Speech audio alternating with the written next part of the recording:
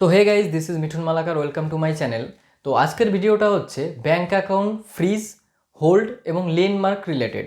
তো bank account যদি আপনার ফ্রিজ হয় তাহলে বাড়িতে বসেই কীভাবে আপনি সেই ব্যাঙ্ক অ্যাকাউন্টটি আনফ্রিজ করবেন এবং সেটির সমাধান করবেন এবং কি কি কারণে ব্যাঙ্ক অ্যাকাউন্ট ফ্রিজ হতে পারে সেগুলোই বলবো। তো ভিডিওটা স্কিপ না করে পুরোটা দেখবেন। So let's get it started. তো প্রথমেই বলি, আপনারা হয়তো অনেকেই ব্যাঙ্ক অ্যাকাউন্ট ফ্রিজ, লেনমার্ক এবং হোল্ড এই তিনটে টার্মের সঙ্গে পরিচিত হয়েছেন এবং আপনাদের মধ্যে অনেকেরই হয়তো ব্যাঙ্ক অ্যাকাউন্ট পূর্বে ফ্রিজ হয়েছিল বা অনেকের হয়তো এখনও ফ্রিজ অবস্থায় কিন্তু রয়েছে।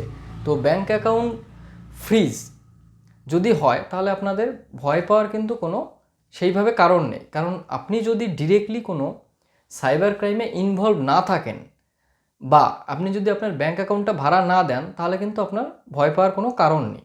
এইবার ব্যাঙ্ক অ্যাকাউন্ট কী কী কারণে ফ্রিজ হতে পারে? দেখুন, ব্যাঙ্ক অ্যাকাউন্ট বিভিন্ন কারণে ফ্রিজ হতে পারে। তার মধ্যে কিছু কারণ আমি বলছি, যেমন ধরুন যারা গেম খেলছে, গেম খেলে যে মনিটারি ট্রানজাকশান হচ্ছে সেখানে যদি কোনো ডিসপিউটেড অ্যামাউন্ট পাওয়া যায় তাহলে কিন্তু ব্যাঙ্ক অ্যাকাউন্ট ফ্রিজ হতে পারে। বা ধরুন অনেকে ইউপিআই রিলেটেড যে ট্রানজাকশানগুলো হচ্ছে বা ক্রিপ্টোকারেন্সি রিলেটেড যে ট্রানজাকশান, সেখানে যদি কোনো ডিসপিউটেড অ্যামাউন্ট পাওয়া যায় তাহলে আপনার ব্যাঙ্ক অ্যাকাউন্ট ফ্রিজ হতে পারে। তো এবার বলি, অনেকের কোশ্চেন থাকে যে ব্যাঙ্ক অ্যাকাউন্ট ফ্রিজ হতে গেলে ডিসপিউটেড যে অ্যামাউন্ট সেটার কি কোনো নির্দিষ্ট একটা কোনো পরিমাণ আছে যে এত অ্যামাউন্ট হলেই ব্যাঙ্ক অ্যাকাউন্ট ফ্রিজ হবে বা তার অধিক হলে ব্যাঙ্ক অ্যাকাউন্ট ফ্রিজ হবে? তো দেখুন, অ্যান্সার হচ্ছে না, এরকম কিন্তু কোনো কারণ নেই। তো আপনাদের আমি আমার যে কেসগুলো রয়েছে সেখান থেকেই আমি বলছি আপনাদের।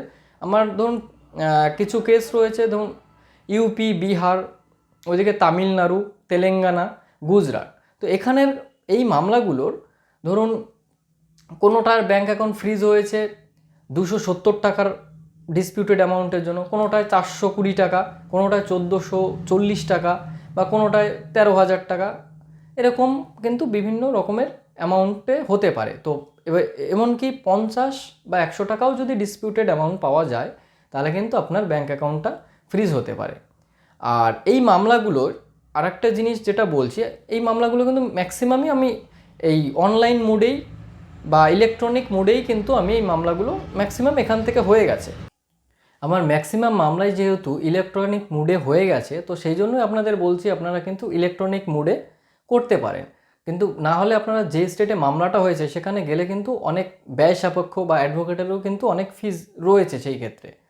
তো এইবার আসি যে যদি আপনার ব্যাঙ্ক অ্যাকাউন্ট ফ্রিজ, হোল্ড বা লিন হয় তাহলে আপনার কি করণীয় এবং সেটিকে কিভাবে আপনি আনফ্রিজ বা তার সমাধান করতে পারবেন বাড়িতে বসেই। তো প্রথমেই বলি, আপনার যদি ব্যাঙ্ক অ্যাকাউন্টটা ফ্রিজ হয় তাহলে আপনি প্রথমে যেই ব্যাঙ্কের ওই অ্যাকাউন্টটা যেই ব্যাঙ্কে রয়েছে সেই ব্যাঙ্কে যান এবং সেই ব্রাঞ্চ ম্যানেজারের সঙ্গে গিয়ে কথা বলুন এবং তাকে জিজ্ঞাসা করুন যে কী কারণে আপনার ব্যাঙ্ক অ্যাকাউন্টটা ফ্রিজ, হোল্ড বা লিন হয়েছে। এইবার আপনার কিছু কিছু ক্ষেত্রে আপনাকে রিটেন একটা অ্যাপ্লিকেশনও করতে হতে পারে এবং রিটেন অ্যাপ্লিকেশন যদি করতে হয় তাহলে রিটেন অ্যাপ্লিকেশন করার পরে তো সে ব্যাঙ্ক ম্যানেজার আপনাকে ডিটেলসটা দেবে এবং সেই ডিটেলসটা একটা প্রিন্ট আউট করে নিন বা আপনি 1930 যে টোল ফ্রি নাম্বার আছে সেখানেও কিন্তু কল করে আপনি ডিটেলস পেতে পারেন। দেখুন, ডিটেলসটা যেটা পাবেন ব্যাঙ্ক থেকে এই রকম কিন্তু একটা পেজ আপনাকে প্রিন্ট আউট করে দেবে। তো এই পেজে যে ডিটেলসগুলো আপনি পাবেন সেখানে কিন্তু কমপ্লেনেন্টের নাম, তার অ্যাড্রেস, এগুলো কিন্তু সব কিছুই সেখানে দেয়া থাকবে এবং যদি সেখানে আপনি অ্যাকনোলেজমেন্ট নাম্বারও পাবেন এবং যদি সেটা এফআইআর হয় তাহলে কিন্তু এফআইআর নাম্বারও সেখানে মেনশন করা থাকবে। অনেক ক্ষেত্রে আইওর নাম্বারও দেয়া থাকে। তো এইগুলো কালেক্ট করার পরে এবং যেই পুলিশ স্টেশন থেকে আপনার ব্যাঙ্ক অ্যাকাউন্ট ফ্রিজ হয়েছে তার পুলিশ স্টেশনের নামও কিন্তু মেনশন করা থাকে। এবার যেই সময় আপনি ডিটেলসটা পেলেন, পাওয়ার পরে আপনি সেই কনসার্ন পুলিশ স্টেশনে যোগাযোগ করুন এবং যোগাযোগ করার পরে আপনি ইলেকট্রনিক ফর্মে বা আপনি তাদের সেই পুলিশ স্টেশনের যে মেল আছে, অফিসিয়াল মেল, সেই মেলে আপনি উইথ রেলিভেন্ট ডকুমেন্টস আপনি মেল করতে পারেন, এবং মেল করার পরে কিন্তু কিছুদিনের মধ্যে আপনার ব্যাঙ্ক অ্যাকাউন্ট ফ্রিজ থেকে আনফ্রিজ হয়ে যাবে।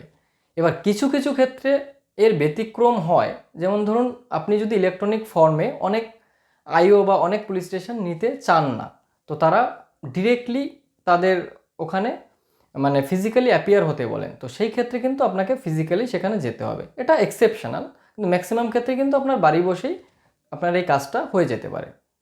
তো এই জন্যই আপনারা বাড়িতেই ট্রাই করতে পারেন। তো আজকের ভিডিওটা এই পর্যন্তই ছিল। তো ভিডিওটা যদি ভালো লাগে অবশ্যই লাইক, কমেন্ট এবং শেয়ার করবেন, এবং চ্যানেলে নতুন হলে চ্যানেলটি সাবস্ক্রাইব করবেন। তো দেখা হচ্ছে নেক্সট ভিডিওতে। নমস্কার।